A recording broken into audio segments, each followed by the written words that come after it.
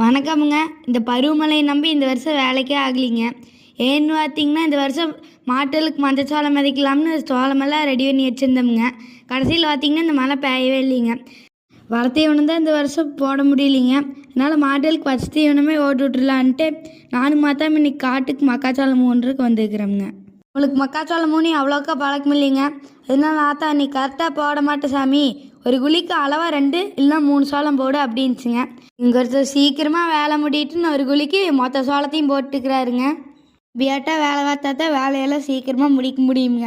நம்ம அப்சூட்டில் பார்த்திங்கன்னா போன வாரம் ஒரு மழை நல்லா அடிச்சதுங்க. அதுக்கு சோளம் விதைச்சிருந்தோமுங்க. பார்த்திங்கன்னா கொஞ்சம் மழை போட்டுருக்குதுங்க. இது மட்டும் இன்னொரு மழை வெயிலிங்கன்னா இதெல்லாம் கருகி போயிருங்க. விதப்பு கூலி, டிராக்டர் ஓட்டின கூலி, சோளம் வாங்கினது எல்லா காசும் வீணாக போயிருங்க. இது மட்டும் இல்லாமங்க நம்ம அப்சூவில் இன்னொரு பெரிய பிரச்சனை இருக்குதுங்க. என்னென்னு பார்த்திங்கன்னா, நம்ம அப்சூவில் மான் தொல்லை அதிகமாக இருக்குதுங்க. இந்த பயிரெல்லாம் மேலே வந்தாலுங்க நம்ம கம்பி வேலைக்குள்ள இருக்கிற பயிர் மட்டும்தான் காப்பாற்ற முடியுங்க.